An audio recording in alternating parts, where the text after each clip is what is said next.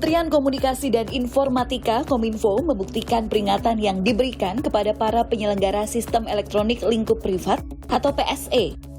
Berdasarkan Permen Kominfo nomor 5 tahun 2020, Kominfo mewajibkan pendaftaran perusahaan yang beroperasi secara digital di Indonesia.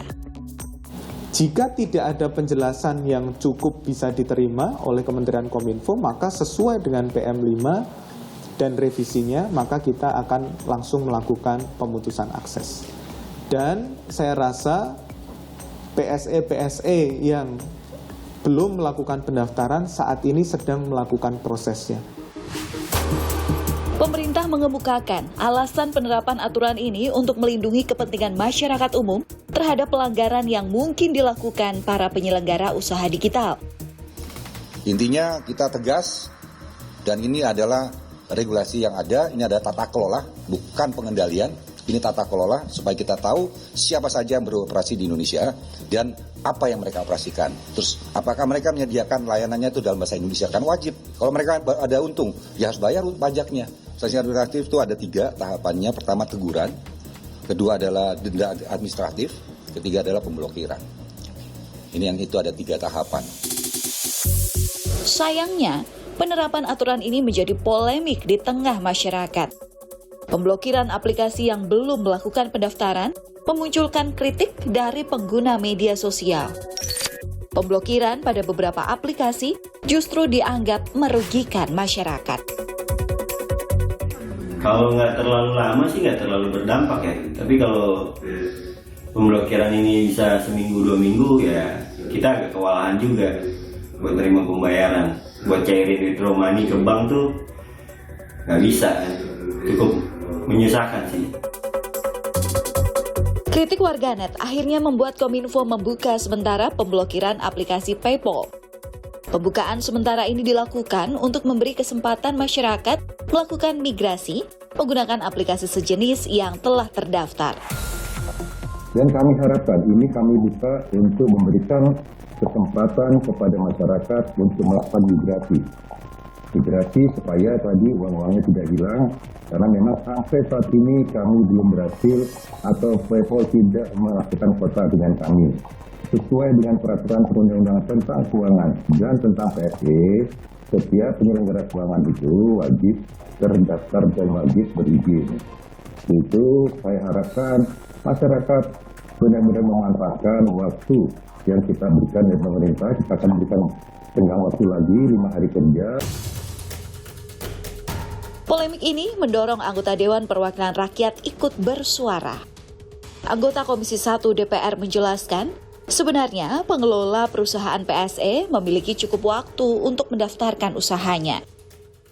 Nah, masalahnya kemudian ternyata polemiknya sedemikian hebohnya ya, padahal kalau kita lihat dari tenggang waktu itu cukup panjang. Jadi sebelumnya Permen Kominfo itu tahun 2020, lalu diperpanjang 2021, ada waktu 6 bulan untuk melakukan pendaftaran. Sehingga kami jadi bertanya-tanya, apakah sosialisasi atas aturan ini tidak dilakukan dengan optimal oleh Kemenkominfo, sehingga kok respon publik sedemikian negatif, itu satu hal.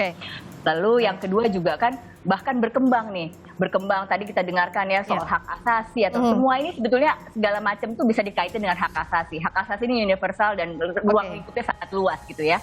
Jadi sebetulnya kalau kami sebagai registrator melihat ini loh pemerintah yang memang tugas pokoknya untuk regulator mengatur, dia ingin memastikan bahwa PSE yang beroperasi di Indonesia ini mematuhi berbagai ketentuan yaitu peraturan perundang-undangan. Tujuan mewajibkan pendaftaran dipertanyakan oleh seorang pengamat media sosial. Menurutnya, mekanisme pendaftaran ini justru tidak jelas karena tumbuhnya perusahaan-perusahaan berbasis internet dan digital berbeda dengan perusahaan konvensional. Ini sebenarnya kan bukannya mereka membuka usaha dalam analogi dunia fisik ya, membuka usaha di Indonesia sehingga ada izin usaha dan lain-lain gitu.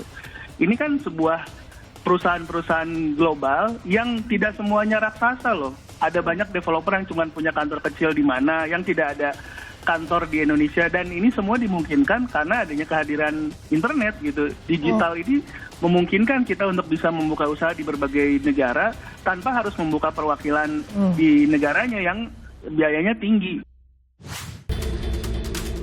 Tagar blokir Kominfo bertahan sebagai trending topik di media sosial. Gelombang penolakan terhadap kewajiban pendaftaran tersebut membuat Lembaga Bantuan Hukum Jakarta membuka pengaduan bagi masyarakat yang keberatan. LBH Jakarta berpandangan bahwa tindakan pemblokiran tersebut adalah pelanggaran hukum dan hak asasi manusia. Pertama, kami harus menekankan bahwa akses informasi layanan digital itu saat ini merupakan bagian dari hak asasi manusia, hak orang untuk mendapatkan informasi, termasuk juga hak untuk mendapatkan penghidupan dan lain-lainnya.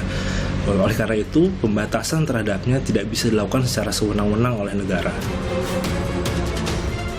Beragam interaksi sosial saat ini terjadi melalui kanal-kanal digital. Interaksi sosial tak selalu memerlukan tatap muka.